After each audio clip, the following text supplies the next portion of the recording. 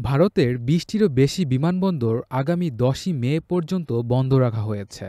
Media report এবং বিমান সংস্থাগুলোর ট্রাভেল অ্যাডভাইজরিতে এমন তথ্য পাওয়া গিয়েছে। বন্ধ হয়ে যাওয়া এসব বিমানবন্দরের বেশিরভাগই উত্তর ভারতে। তবে এ বিষয়ে ভারতের বেসামরিক বিমান পরিবহন মন্ত্রণালয় বা বিমানবন্দর নিয়ন্ত্রণ সংস্থা থেকে কোনো আনুষ্ঠানিক ঘোষণা আসেনি। বুধবার ভারতের প্রধান বিমান সংস্থাগুলো জানিয়েছে, পাকিস্তানে ভারত বিমান হামলা চালানোর পর কয়েকটি বিমানবন্দর ক্ষতিগ্রস্ত যাত্রীদের করণীয় নিয়ে সতর্ক বার্তা জারি করা হয়েছে।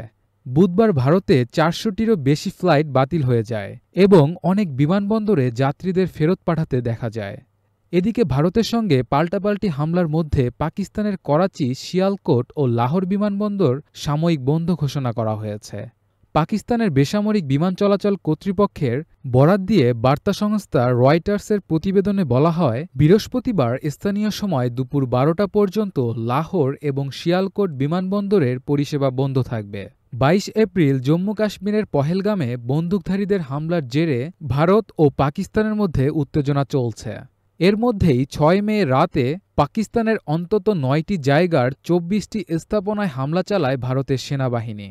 মুজাফফরাবাদ ছাড়াও কোটলি, শিয়ালকোট, মুরদিকে, সাকারঘার, পূর্ব আহমেদপুরে চালানো এসব হামলায় বাড়ছে হতাহতের সংখ্যা।